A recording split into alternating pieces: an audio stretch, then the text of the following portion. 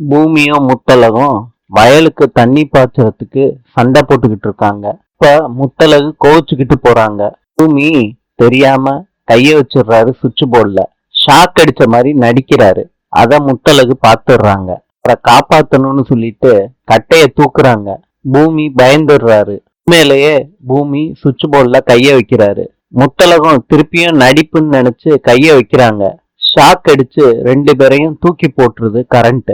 2 பேரும் விழுந்து கிடக்காங்க தரையில. அப்புறம் பேசி பேசி சமாதானம் ஆயிக்கிறாங்க பூமியும் முத்தழகும். முத்தழகோட வண்டிய பூமி தள்ளிட்டு போறாரு. முத்தழகு பின்னாடியே பேசிக்கிட்டு வர்றாங்க. அஞ்சலி சுவாமிஜிய பார்த்துட்டு வர்றாங்க.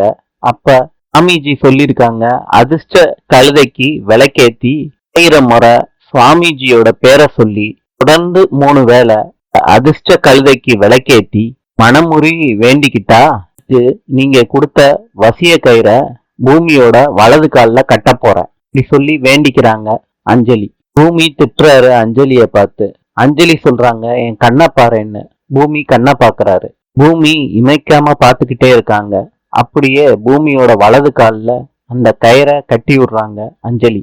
அஞ்சலி போன உடனே அந்த கயிறை கலட்டுறாரு பூமி.